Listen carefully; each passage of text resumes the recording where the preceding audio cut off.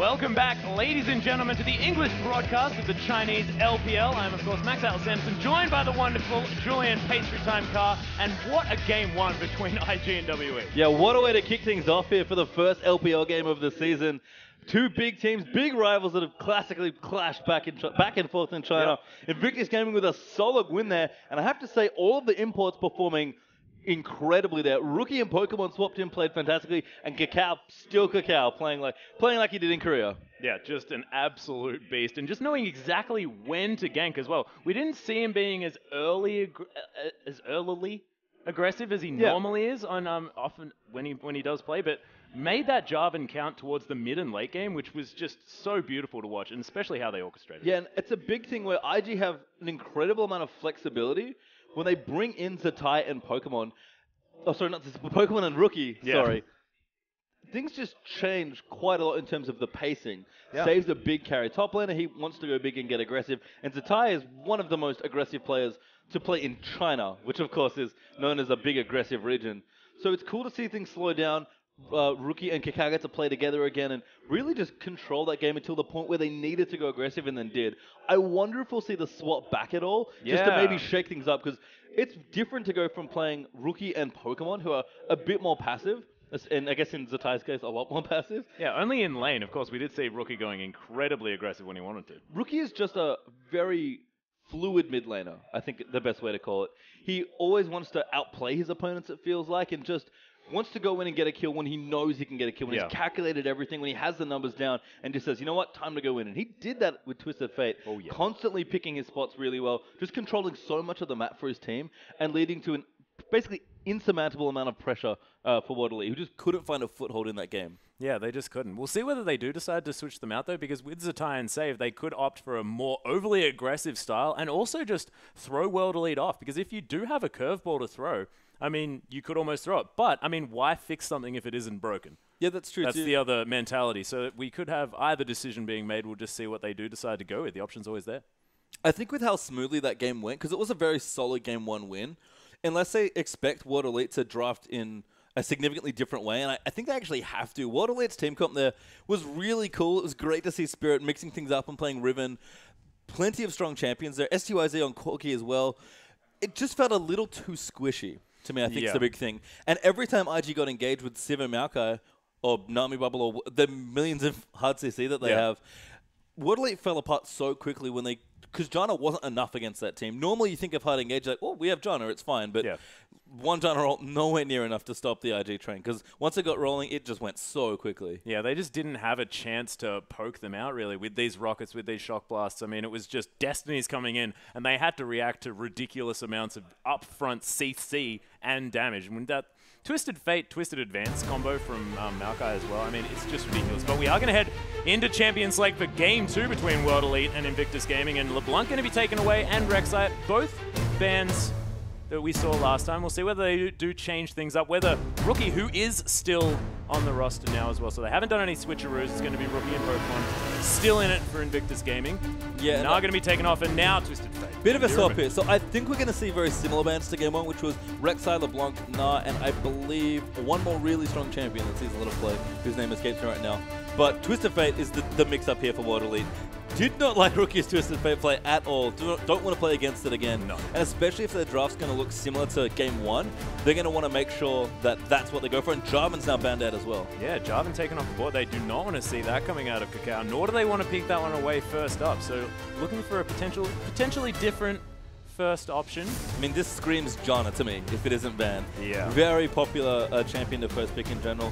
Conan, again, maybe not as a home run. Lissandra, sorry, that was the other champion I thought of. That was the fourth ban. So 4 bans the same here, but World Elite changing up 2 different bans. And clever that on the blue side, they're actually able to ban, maybe make more of a target ban here, taking away Kakao's Jarvan and the Twisted Fate, and kind of knowing that Invictus Gaming probably has to ban the other powerful champions that are left in the pool. Yep, so it is going to be Conan once again on that Janna. Opting to pick that one up. Kid looking at his Sivir once again, and he was fantastic if they do play that style of comp yet again, because that On the Hunt was just great for catching people out. Kakao now, though, looking at the other early pressure. He's pandering to the fans. He's going to lock it in. Lee Sin is going to be played here by Kakao. And this, if we're going to talk about flashy, aggressive champions, this is Kakal's wheelhouse for sure. Yeah, definitely. And Kakao also known for making some fantastic plays on that champion. Rengar's going to be looked at here from Spirit. And across the other side of the table, I mean, if we're going to talk about Spirit champions, I could say that Rengar is probably a Spirit animal. Yeah, the first thing that you think of when you think of Spirit is his fantastic Rengar play. They have a bit more time here to decide things. Actually, like a lot of what's going on here with World Elite's considerations, but I think they'll be drafting very differently to Game 1. Oh, yeah. Just want a bit more of a consistent front line, want a little bit more flexibility. And I think, honestly, set up STYZ to carry more. He had nothing to do in that game but die. Yep, and now on Twitch.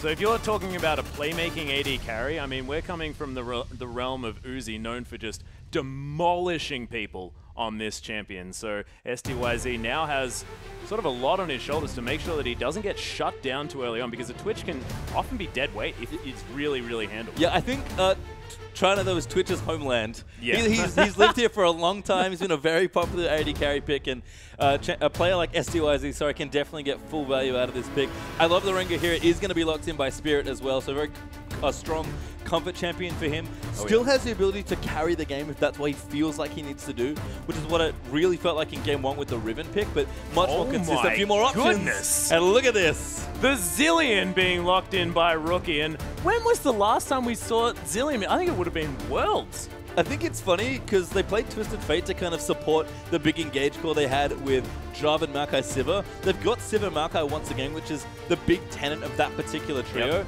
And I feel like Zilean's sort of like bad Twisted Fate, maybe, because he still gets people in, like, he helps with all that engage, and it's not the same, you can't be as aggressive, but if you're trying to get in their face and hard engage, Zilean facilitates so much of that play. And if you want bomb delivery system, like on the hunt, sped up Maokai Twisted advancing onto your face, you're going to have that bomb go off in the place that you want it to. So again, sort of looking at Pokemon to really make the plays. But on the other side, we've got Aurelia being locked in by Aluka, and the Xerath that escaped the ban list is going to go into the hands of Ninja this game. Yeah, actually falls pretty far through this draft as well, but Ninja will get his comfort pick of Xerath here, and I like the Aurelia as well. It's quite good against Maokai, and just it's very safe to run.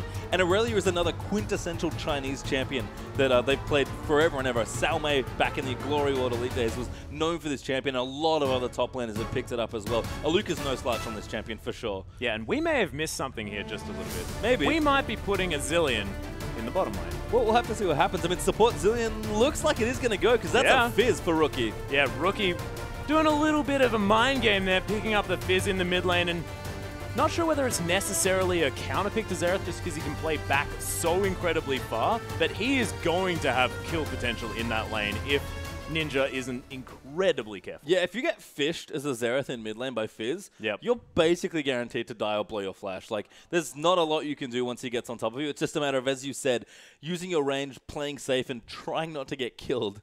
Lee Sin, though, creating pressure in the early game could really turn on Rookie's Fizz here. And I like the Zilean a lot.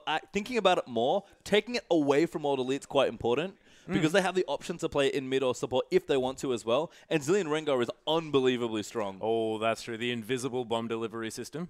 Just the speed alone makes Zilean a worthwhile champion. And if you're not going to give him farm because you want his utility, why not put him in support where he's going to do practically the same thing? Not to mention the global passive, which does a lot more work behind the scenes than you necessarily notice, giving you all more experience. Yeah, it's quite good. I'm trying to think specifically, none of the champions except for maybe Fizz, interestingly, are going to really benefit from that, but it's free. Why not take it? It's a great passive to have. The other thing, though, is that this might make the bottom lane a little softer Twitch Janna, because you mentioned that they might have a rough laning phase, but now they've kind of given a bit more room here. Zilean's a decent aggressive support, but you can't, like, really punish a Twitch with like Leona or Thresh. Yeah, and you're also super mana gated in that early game just because Zilean uses so much mana in order to get those bombs off consistently, and he's so squishy. So we might even be seeing Spirit heading down to that bottom lane a little bit early. I mean, I think if this game's going to go differently for World Elite, they need to turn on their carry potential.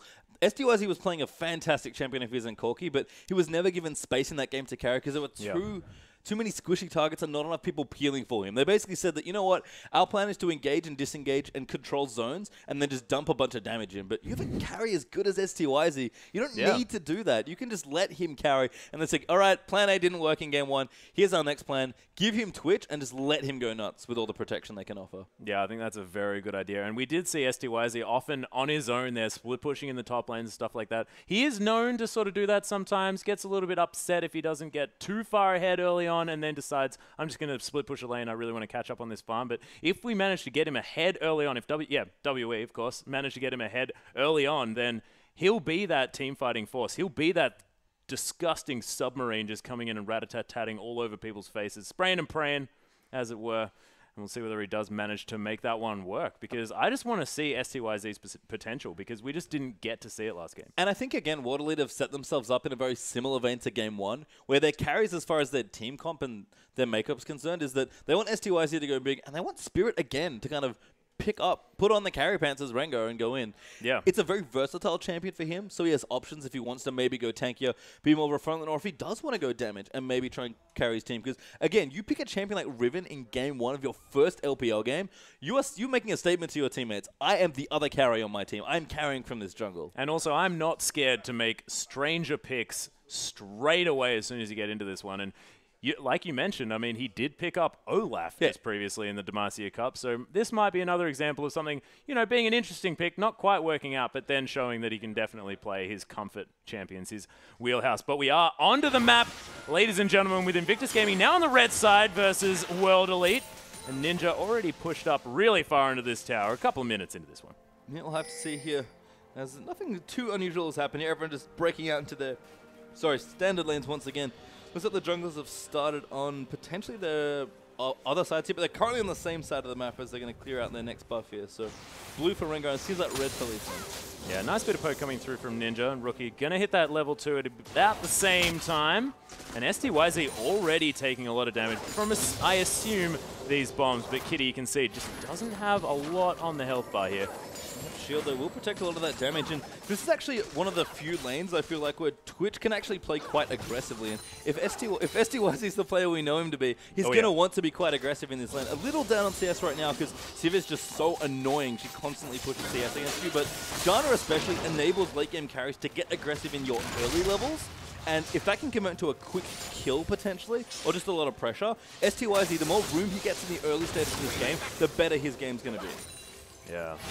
So there it does work. And a very different story in the top lane, if we're talking about that one. You did see it briefly on your screen. Pokemon's still on that Maokai, but with Aluka sitting on this Aurelia, the late game potential is so much higher coming out of this champion. And we've seen Aurelias just do ridiculous things towards that 25 to 30 minute mark. Yeah, Kid's going to feel pretty unsafe, I think, in this team comp against Aurelia. I mean, Rengar alone is pretty frustrating, especially when you can get sniped by a long-range Twitch ult or a Xerath poke in there as well.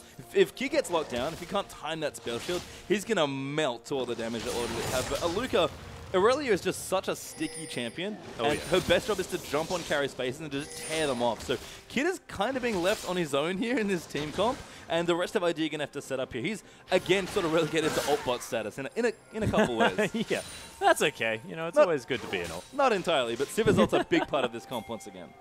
Yeah, very, very true. Rookie and Ninja just facing off here in the mid lane, very close in farm, so neither really making any extra plays, but Spirit is now going to ignore the Scuttle Crab for the first time that I've seen.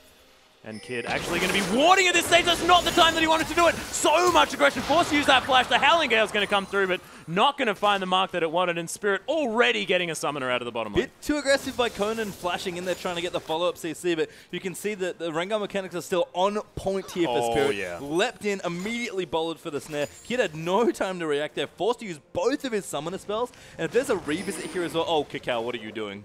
Oh, he's looking to get a ward over this.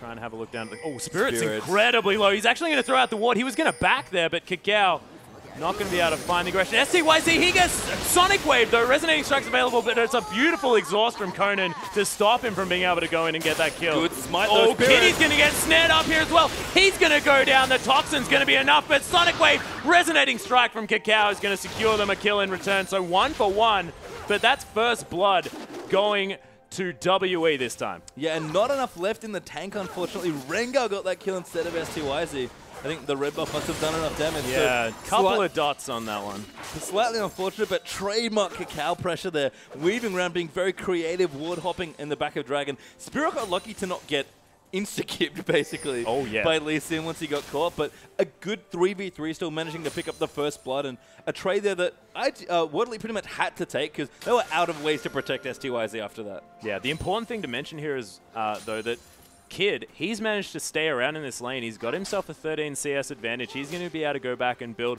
probably a bigger item here with as opposed to just the Vampiric Scepter that's coming through from STYZ. So look to see IG being able to put on a little bit more pressure here in this bottom lane. Yeah, Vamp Scepter is not going to fight BF Sword particularly well at this stage of the game, and Civ is just going to continue to be that annoying AD carry in the bottom lane that just pushes and pushes and pushes.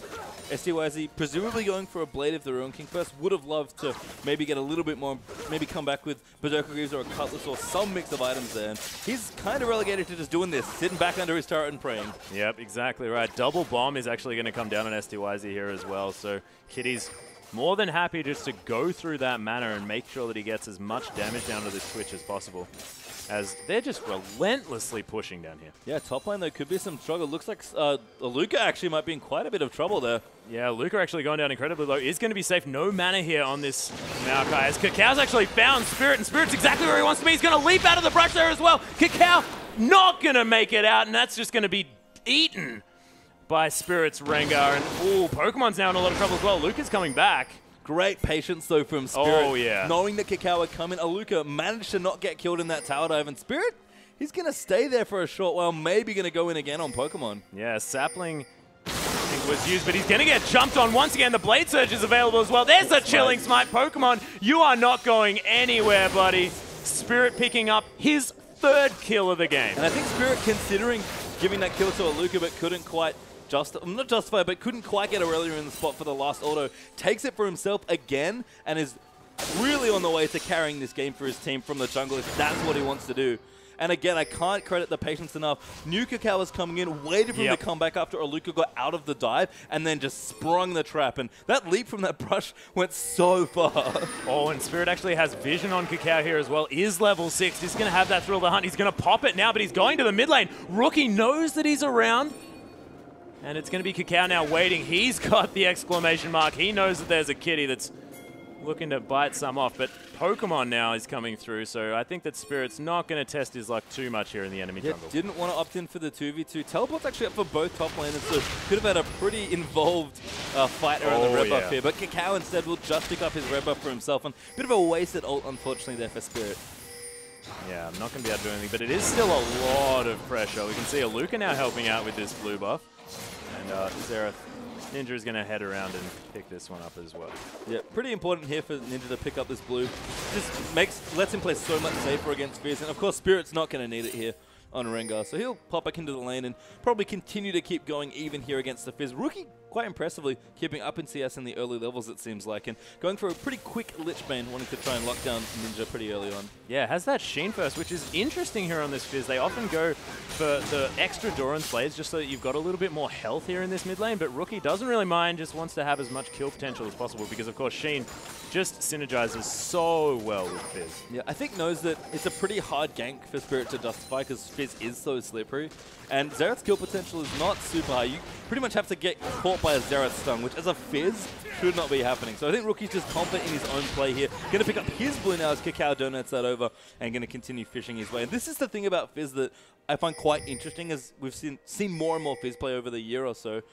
Fizz players used to always be like, I must snowball. I need to get ahead and start killing people so I can be an assassin. And what happened is that a lot of Fizzes sort of moved around. A lot of assassins in general started leveling their AoE a bit more to help manage waves, which they couldn't do very well before with their single target. And Fizzes now are just sort of like, I'm going to hit my mid-game timing with the Lich Bane, and then I'm going to crush anyone that walks in. And I can keep up with it that way. I don't have to get kills in lane.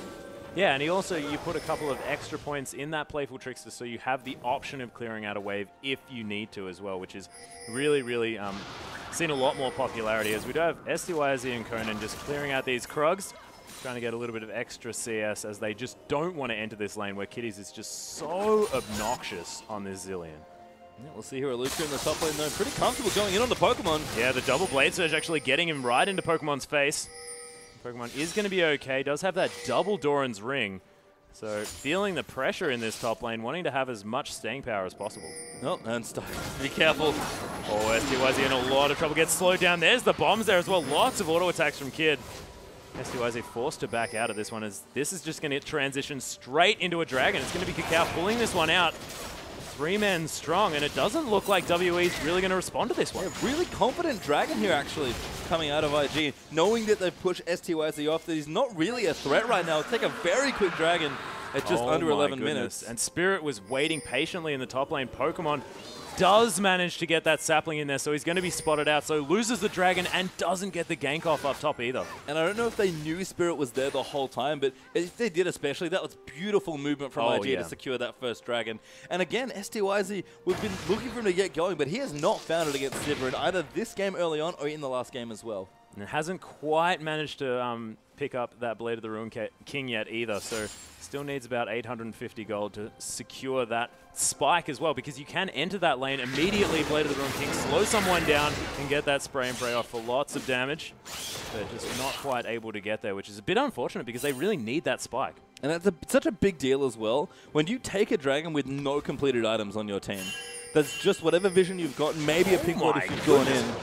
Speaking of completed items, that Lich Bane is just straight there. Rookie just, that's all I want. I just want me Lich Bane, me red swords. That's all I want. Yeah. Purple hands. Good timing, really strong timing. I mean, we tend to see Lich Bane maybe 14, 16 minutes, yeah, a lot like slight Trinity Force that it got. I mean, my God. A flash into the Chum. The water's there as well. Spirit taking a lot of damage. Actually flashes onto Ninja as well for some extra damage onto him. And Rookie successfully saves his turret for now. Or is it going to go down? Yeah, it's going to fall. So maybe a slightly wasted flash, a little bit over-aggression, but I liked it. I mean, Rookie knows he can win a fight there. He's under his tower. He's just got his Lich Bane. Why not go in there? And good stun by Ninja to keep Spirit safe, but he might be in trouble now. Yeah, Rookie is coming around. Cow's very low, though. Spirit might want to do something about this. Half health. Great smite from just Spirit. One oh, the flash Sonic Wave. Spirit pops the thrill of the hunt. He actually might want to go back in onto Kakao here, but not gonna. Just gonna go back to his favorite Scuttle Crowd. Yeah, there it is. Despite Xerath Ultimate having quite a lot of range, did not feel confident without Ninja. With Ninja still coming back from his base, so didn't want to commit there. But good pressure from IG to get Spirit's ultimate out there. And Rookie, you're going to see a lot more of this, you have to think, on this Fizz. Wanting to roam around and be much more aggressive now that he does have a very, very early Lich Bane. Yeah, and the other thing that I really like coming out of Spirit here as well is the mobility boot pickup. He's got all of these kills, and he really wants to translate that to extra gold for the rest of his team. So wants to be in as many positions to gank as we're talking about here in the top lane. Pokemon forced to use that flash. Spirit wants to look for possibly some more action as we have Ninja coming up here as well. Right at the Arcane has been popped. Pokemon's in a lot of trouble. Spirit, oh, the last shot isn't going to be enough, but the Q-empowered auto attack is going to mean that Spirit picks up his 4th kill of the game. And a sick roam by Ninja there as well coming in. Oh, yeah. A Spirit leaping to that minion as the wave was coming in was so elegant and so great to watch as well. Now World Elite going to pressure this top tower, and this top side of the map has gone so well for WE this game. Luke is doing great on this Aurelia, enabling potentially a very strong mid game for him. Ninja not done fantastically, but keeping up in CS, not dying, and picking up an assist there with that roam is great.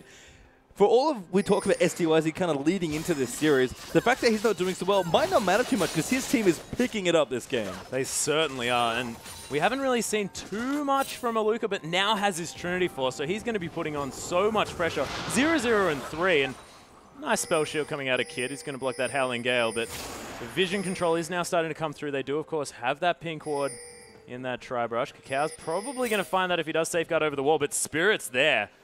And he has full Fury at the same time. Sonic Wave's going to land, but I don't think he's going to Resignating Strike onto that one. Some good vision again from Kakao, is constantly getting vision where he can. And you can see that IG, especially in the early game, seem to really value a lot of this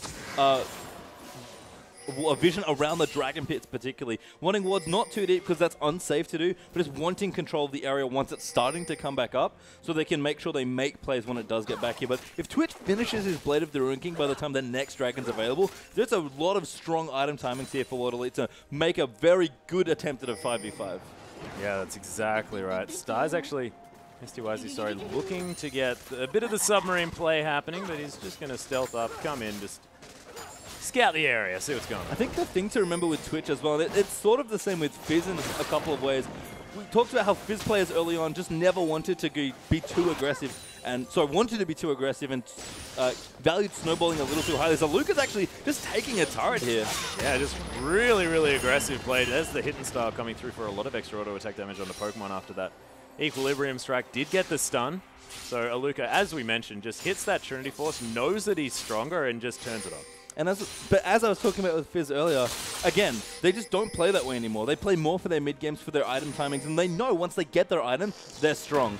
Twitch is similar in that you might not feel that great when the game's going. When you hit your very cost-efficient build, if he does go Ghost Blade after his Blade as well, it only takes one good team fight for Twitch to be back in the game. And as you mentioned, Blade of the Ruin King just finished up, and there's the Brutalizer. So exactly right, looking to go for that Ghost Blade, looking to really be able to do extra buttons in these fights and get a lot of damage. And this next dragon is so important for World Elite. IG got the first one. The first one is, in a lot of ways, the most valuable because it just gives you a good boost of stats, and that stays with you through the whole game and powers up as you power up. Yeah. So if you can deny the first dragon, that's great. As well. Oh yeah, percentage stats increase is always nice stuff here. But IG, of course, want even more maybe to deny that first dragon away from World Elite. And if they have a chance to get themselves back into this game, they actually have a gold lead, by the way, with the 4 kills. Spirit's been doing so much work. He certainly has. 4-0-0 on this kitten. Is going to be building up possibly, like, there's the Spirit Stone there. So, Kindle Gem, sorry. Kindle Gem. So, looking to go a bit tanky. A little bit tanky. Yeah, I mean, I think he wants to just transition here. Good ult, though. We'll get pop. We're going in. Thrill of a hunt. Kakao's going to get left on here, and that's going to be the miss on the Empowered Bowler. Spirit's back in, though. Gets bombed up. Kid's going to be able to get some auto attacks down. Going to be Kakao finishing off that kill into Spirit. Ninja's getting aggressed on Rookie. Just going to jump on his head. It's a nice monsoon, but Ninja, it's looking like he might still go down. Styles, is he going to be the hero that we need? There's the spray and pray coming through, but he's going to get finished up. Does get a kill on the support. Conan and Aluka now going to be convinced to get out of here. Kid with an incredibly aggressive flash. And Conan now, you don't chase Janus. It's just a little bit tough. That Urchin Strike, though, playful Trickster in the end, going to be what finishes him off. And Aluka just wondering where the heck his team went. Yeah, Fizz with so much mobility, easily able to chase out those kills. And two key things went wrong there for World Elite. Spirit went a bit too aggressive when IG were all stacked up together. And STYZ just never got a chance to use his ultimate. And Luca's teleport was super late to that dragon fight. Yeah, so he's now just sort of waiting around out the back. It's going to be Pokemon going over the side, getting aggressive here. The Vengeful Maelstrom has been popped. He's going to make it out to safety, though. And again, denying that a first dragon by IG from World Elite and picking up their second is such a big deal here. World Elite were primed to win that dragon fight, but couldn't quite coordinate to get everyone together in the same spot. Aluka was, again, very late to that particular engagement. Twitch came around from the other side where you ideally want to group behind your front line, and IG just took the easiest fight in the world that they could possibly have asked for at that fight. Yeah, and we have to mention now as well is the fact that Rookie now 3-0-1 on this Fizz. Went from 0-0-0 to 3-0-1. Really now in a position where he can put the team on his back, much like he did in the last game. I mean, Rookie did an unbelievable amount of work in that last team fight as well. Just cleaning up people as Kitty. Whoa! He's going to bomb things up here. So much damage coming out of this Zillion. Yeah, Zillion does not kid around with his damage. I think he actually, yeah, it's a Frostfang finished already. Doesn't kid around. You are a funny guy. Has Frostfang finished already for a bit of extra power there. So you can see, Rookie is looking so aggressive now. He's got his cooldown boots, so he's going to be able to go in even more. And here we go again. STYZ is going to die before Rookie even gets there. Conan going to throw over the Chum the Waters. I mean, sorry, Rookie is going to onto Conan. Now they're going to be able to clean out this bottom outer turret. And this looks like the beginning of the snowball here for IG. As Spirit now going to get kicked back. Oh my goodness, Rookie now going to get in, get those auto attacks down. Kakao going to get a well-deserved kill there. Kakao flexing the muscles, showing off those leads mechanics by flash kicking Spirit back into the team. That's going to completely even up this gold lead after all that. IG now streaming down the bottom half of this map trying to take objectives. Aluka is scrambling to try and take out more in the top lane, but that last dragon fight has turned things back on its head here. We're in even game once again. Yeah, exactly. So Aluka might have a lot of work to do towards this later side of the game as he's going to get a lot of extra damage down to this inner turret. Ninja's here as well, just waiting to the side to see when Pokemon is going to go aggressive. Oh my gosh, the extra burst coming through right as the Arcane's been popped, but Ninja going to have to stop that one a little bit early as Rookie's come around. Ninja, buddy, you are looking in a lot of trouble. Rookie picking up yet another kill, 5-0-2. for this Fizz. Yeah, Aluka just abandoned his teammate there. And Ninja was trying to come up and help. They almost got a kill on Pokemon if people hadn't been there, but wrong side of the map there, unfortunately, for Waterley. Everyone from IG rallying back after being on the bottom side, and easy cleanup again for Rookie and Kakao. Yes. Oh, Thriller Hunt. Actually, they're going to find Kitties. Just an unfortunate place to back. Might be a little bit of a bait here, as he is going to Chrono Shift his way back to life. Yeah, Kakao looking a little too threatening there, along with Kid, and they back everyone up. They will recall now as well. Kid will pick up his red buff, and RG will look to pressure their next point on the map here. And just sort of looking through, Waterley still need to get some items going. They're going to be kicking themselves for losing that Dragon fight, because that was their real window to get things going in this game and start getting quite far ahead. Yeah, not to mention the fact that they just picked up the Blade of the Ruin King and that Brutalizer onto STYZ. He was ready to make some plays, but just not quite able to make it happen. STYZ now on his own here in this lane, just trying to get some farm. And you can see he's doing fine in that front, but 1-0 and 5 on the side of Kid. And now WE, they're going to be able to get this outer turret. And we'll see whether IG are going to do anything about it. We can see they're a little bit too far back, and this one was already a little bit too low. So yeah, WE getting a nice, easy objective. Yeah, good movement gives them some free gold there, which is much needed at this stage of the game, taking out that bottom turret. I think, interestingly, Ninja here has gone for, it looks like a Rabadon's his second item, which is a pretty brave buy against Sivazillion Maokai. Oh my goodness. WE actually really committed to this one. Rookie going to come through with the Urchin Strike. STYZ going to get just blown up straight away. There's the Playful Trickster through. Immediately exhausted his Rookie, but he's out of this one. Spirit now has that bomb, and Pokemon's teleported him from out of the side. And look at the Playful Trickster. Does manage to get caught up, and here's Aluka. This might be his time to shine. 3 kills already.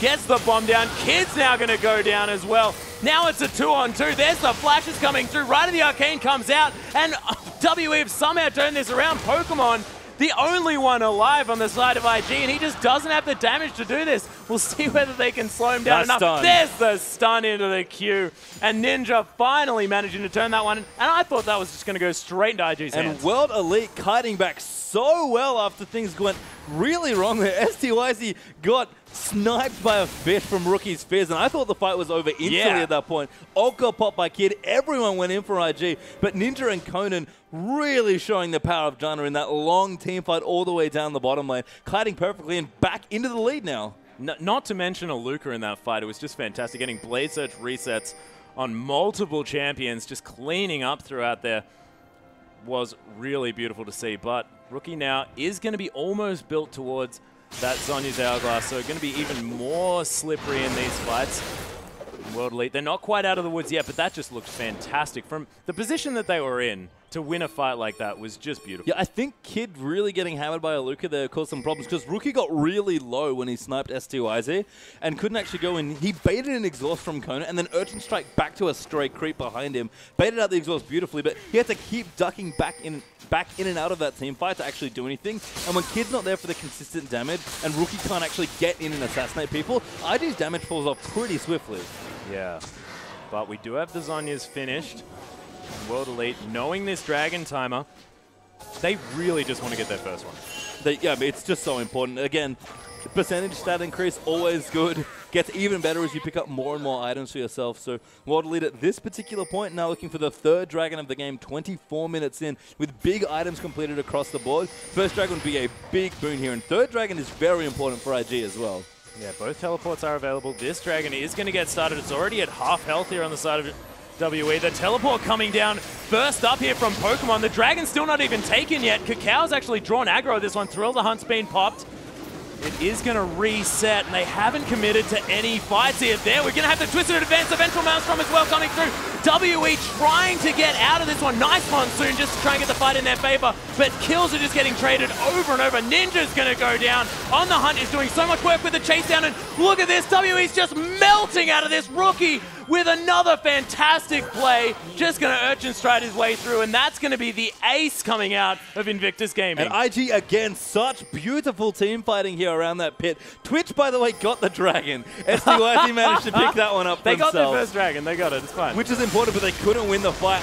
IG just 2 on top of them, and now Baron is being started. 25-minute Baron?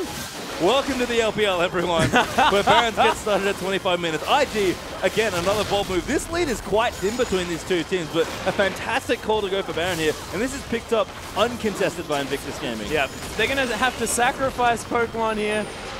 They are going to end up picking up that Baron. A tree for a Baron, I'd probably take that any day. Not a bad trade at all here as Invictus Gaming will wander back to their base and spend quite a lot of gold that they've just got. 2,500 gold now is Invictus Gaming's lead. And one lead have plenty of wiggle room here in this game, but the next few minutes with this Baron buff available are going to be rather painful. We already spoke how Baron just turns any lane into a split pushing lane when you split people up. So IG just have so many options to pressure sidewaves now. Yeah, Kid looking to finish one last item. Now has hit that gigantic 3-item spike that you see out of these AD carries in that Static Shiv, Infinity Edge, and of course the last Whisper for the armor penetration. And there's the Righteous Glory coming through for Pokemon as well. So they really want to get into these fights. Yeah, you can tell what Pokemon's job is here. Kind of picking up kind of like a mini Severo, at least for the movement speed part. Again, really needs to hard engage. You've seen that when IG get on top of World Elite's carries, they're so squishy because Twitch has 0 mobility and Xerath has also 0 mobility. So once everyone's locked down, if a Luca and Spirit can't kill or Conan can't peel for everyone, it's just too difficult for World Elite to win fights. And we talk about Janna as being a big disengage support. When you have this much engage, it's pretty difficult. Yeah, it's just ridiculous. Luca actually getting caught out here. There are the bombs there as well. Transcendent Blade's not going to be enough. Kid's going to find that last kill. And just slowed down to high heaven from Kitty's That's a beautiful catch there with a stun. Chrono Shift on at the very last minute. Thrill of the Hunt is going to be popped. And Spirit is going to find his way to safety. But Cacao just from the backside just going to land all of his abilities. Kid's damage just doing so much work. They're getting the assist for that one. Good spell shield as well. Nice spell shield. Just popping that W there from Twitch. And again, Kid with the 3 items. When he gets to attack people, they die very swiftly. They certainly do. And WE just going to get pushed back to this inner turret now. The outer turret's definitely going to go down. They're probably going to be able to stay here to pick up another one as well because this Baron buff is doing so much work for Invictus Gaming, who just know when to take these Barons in both of these games. I like Rookie's flank there as well. He was sort of poking around the side, maybe looking to snipe someone over the wall.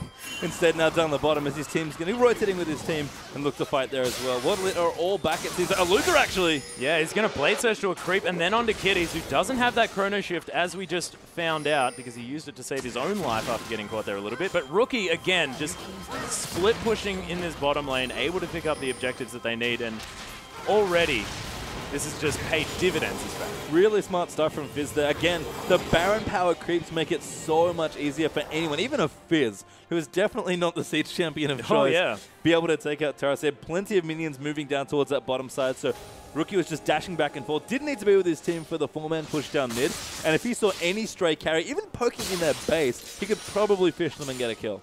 Yeah. I love the term of fishing them as a verb. That's what happens. He throws the fish at them. It's beautiful.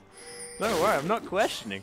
We've got a Void Staff being picked up as well from Rookie, so they can build as much magic resist as they want. They're still going to be prey for this fisherman. Just so you know, it's like fishception, all right? He throws a fish at them, and another fish comes out of the ground to attack them. He is a fish. He's all about it. Yeah, it works on so many levels here. As Rookie will steal away a blue buff there. Nice objective being taken.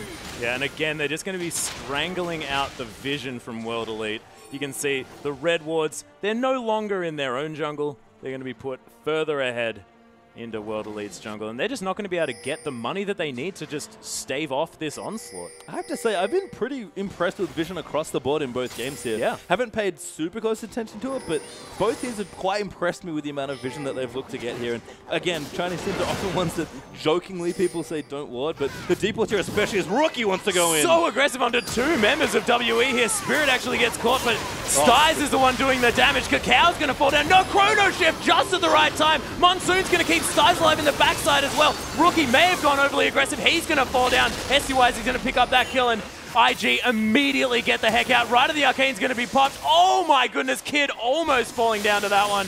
Going to take those Raptors just for a little bit more life steal, and Kitty's use that speed up in order to get himself a little bit closer to safety. IG only losing 1 for that one, but not managing to get a kill in trade. Yeah, World Elite going to try and get some objectives. Just too deep for IG there under that turret. Rookie can afford to do that sort of thing because that Zonius was perfectly timed to not get monsooned out. He's really sticky. He's very safe a lot of the time. So I like the attempt to kill because you saw STYZ there. He almost got killed by an Urchin Strike. Oh my gosh. And the timing here as well is so fantastic for World Elite. They are going to be able to rotate down to this Dragon as well, which is going to be up in 10 seconds. But instead, they're going to wait and see whether they can get the ganks off onto IG as they come to check. Scrying Orb. Beautiful. Actually just got sniped there. Oh, they're going to do it again, though. You have 2 Scrying Orbs, IG? Yep. Oh, Cacao. If at first you don't succeed. Cacao is on a mission. He is. There's a lot of pings going on. Dragon's dead. Cacao's going to try it still, but he kicks it back. The kick onto Ninja. Immediately, the Urchin Strike doing a lot of damage. That's going to be Xerath down straight away. Cacao's found STYZ as well. He has the Chrono Shift and just smacked in the back of the head by the tree Pokemon here. Sudowoodo is just going to come through. Conan actually going to get Randuin's Omened here as Cacao's trying to find this fight. Wants to give it to Kid. And look at how fast he is. Yeah, that Zillion speed plus the Silver Ult makes anybody so fast there, and you can tell just how good Invictus Gaming's comp is at hard engaging. Spirit will successfully get what he was on top of a ward. Yeah, and Rookie didn't just kill him. couldn't be bothered. I don't think they're just going to be taking out this inhibitor turret here. This is the main thing. I sold it. It was his pink ward. That's how. So nice move there from Spirit to get out under his own pink ward and be safe there from Rookie. But inhibitor goes down in the mid lane, and that's. IG, again, this game has just been great to watch. It's been very back and forth. I thought with that dive, Invictus Gaming may have gone a little too deep, but World Elite just don't have the strength right now to fight IG 5v5. Yeah, and they had that fantastic comeback team fight where Aluka did so much work. They managed to kill Kid early on in the fight, and Rookie got exhausted before he could really do too much, and his fish wasn't as impactful. But now that those things aren't going right for World Elite, Invictus Gaming are just able to win fights. And the only way that they're going to do this is when Cacao and Rookie go way too aggressive, which is what we just saw. See, I don't know if that's necessarily the only way they can win. I mean, World Elite right now might be a bit behind, but if they keep getting gold, their team actually matches up quite well in a 5v5 situation. Not to mention Twitch hypercarry potential. Yeah, the issue, though, is that it's really about who gets the engage first, because you have to get a good engage here. And Chinese teams are fabled around the world for fantastic team fighting, and that includes how you initiate fights. IG, if they get on top of these immobile carries, just tear through World Elite in a fight. But if the frontline setup, everyone's sort of in formation for IG, the Xerath poke, the Janna disengage, and just the Twitch hypercarry potential like you mentioned, they can win 5v5s very easily. It's just about getting the right fight. And all of these times, I just have more options to get in and engage on, and I've just found the better fight. Rookie especially, doing a lot of work on this Fizz. Yeah, and do you think that STYZ just may not necessarily have quite the amount of peel that he really needs coming out of this team? I mean, Aurelia not necessarily known for defensive play as much, and I mean, Janna's fantastic, but is that going to be enough? Yeah, I mean, we see in a lot of different teams, I mean, the best example, of course, is Uzi, who was famed for basically saying, hey, teams, protect me. Yeah. And they fed all their gold in there. They wanted to peel as much as they could.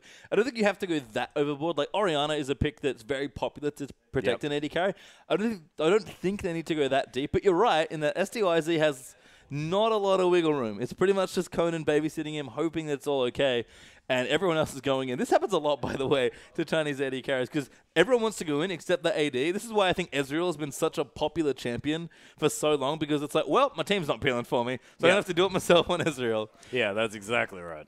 But I think they need to set up their Twitch better. It's not. It might just be a draft thing where one pick here, maybe not Xerath, maybe a bit more of a utility mid laner would have been a bit better. Maybe it's a jungle thing as well, where, again, Spirit's trying to be a carry for his team. But even all that aside, I think the way they picked is fine. World Elite just need to find a good fight. Yeah, we are back into the game, though, ladies and gentlemen. So pause is over. And we'll see what these teams decide to do. Of course, IG peeling off this one. You can see their warding has gone back just a little bit. So they've got their wards just in the river now. So thankfully, WE have managed to get them out of their own jungle. So we'll see whether they can really put the pressure back on IG here and start making the plays. Like you mentioned, I mean, I think that World Elite really just needs to be the ones starting these fights, getting their Twitch into the right position to clean up. Yeah, I mean, if you look at the gold lead here, it looks pretty dire for World Elite. They're behind quite a significant amount of gold, about 8,000 here. Oops, Spirit. doing fancy things on a wall, jumping on them. Baron is up, by the way, so Spirit maybe wants to go in. The hunt already being popped here. Actually going to jump on top. Might be a little bit over-aggressive yet again. There's the bomb that he's going to take to the rest of his team. But Rookie's found the backline. There's the Chum the Waters. SCYZ's out of this fight straight away. Ninja's going to be the next focus. Rookies get chrono-shifted. They're going to try and wait for it. But look at this. IG with a beautiful 4 kill for nothing. Yeah, and we talk about Alessandra a lot as a big pick that's good against Janna because you can't stop the engage. Janna is not enough here against this team. Oh, no. There are so many ways for Invictus Gaming to get on top of SDYZ, and every time it happens, they just can never win a fight. This might just be game. Yeah, and Rookie just with a beautiful flank. We were talking about this before, about the fact that these Chinese teams are just really great at orchestrating these fights. Well, IG just showed us exactly what we meant. And I mean, I think SDYZ is going to go to bed tonight. He's going to have nightmares about Markai because Invictus Gaming picked on him so hard in those team fights, and it's dangerous to make those picks. You have immobile solo lane carries in Xerath and Twitch, and you're getting already Siva Maokai, and they just chuck the Fizz in there for good measure as well. Invictus Gaming showing really decisive play, seem to favor a lot of hard engage, but against these big carry players, and I think Water Elite's a team that has a very promising AD carry, despite those games maybe not be the best showing. Executed perfectly there for IG and a very strong showing for their first game. Yeah, it was utterly beautiful. And to see Rookie just on form so beautifully with both of his champion picks throughout this series. I mean, his Twisted Fate was beautiful. And in that last team fight, that flank was stunning. And the Chum the Waters was just so expertly placed right on top of SDYZ. And we were mentioning, I mean, Twitch has to be relevant. He can't be relevant if he's dead immediately. Yeah, and I mean, we look back as well, like, again, my last point before that team fight happened and the game got won was that, yes, the goal difference is bad. It's about 8,000, but there's good items on a lot of these carries for World Elite. They've got the tools here. Twitch had 3 items, Xerath had 3 items. Everyone's powering up and good to go, but they just can't find a team fight that doesn't involve Fizz jumping on Twitch and killing him, and that's... You're never winning a team fight when your Twitch can't do damage. Yeah, that's very, very true. And Kid, this game, I mean, you were saying in the last game, used for that on the hunt ultimate just to try and catch up to people. This game, Kid was doing so much work on this Sivir. Actually built a brutalizer at the end of the game to complement his 3-item spike that he did hit with that Shiv Last Whisper and Infinity Edge. I think I heard ID's bottom lane described in a certain way, and I think it's quite fitting for the games that we saw. The janitorial bottom lane, I believe, was offered as how ID's... And I think that's exactly what Kid did. He's speeding people up, getting them in. He's cleaning up with lots of AoE damage from Ricochet. Honestly, in those games, his team played so well, and their comp was so good that all they had to do was just kind of walk in, pop Sivir ultimate, let Rookie and Maokai handle everything else, and he's just sitting there auto-attacking. Best place for a carry to be. Yep, and the Righteous Glory coming through on Maokai as well, sort of the talisman of Randuins, as we like to call it, just getting you in there and then slowing people down. I really like that pickup, and I just think that Pokemon's adaptation and ability to build the items that he needs to win them these games has been beautiful. And I think that we may have mentioned the fact that we thought that Save coming onto this roster was going to be beautiful. Pokemon really stepped up. Yeah, it's kind of stressing that Pokemon's a bit more of a utility player, really played for his team in those games on that Maokai, and they just set everything up in terms of teamwork really well. I mean, the stars there were definitely Rookie. Cacao made a lot of pressure, and Kid just followed up well. It's interesting to see that without Zatai, they still played that well. I wonder what it looks like when they do play, but credit to IG's roster.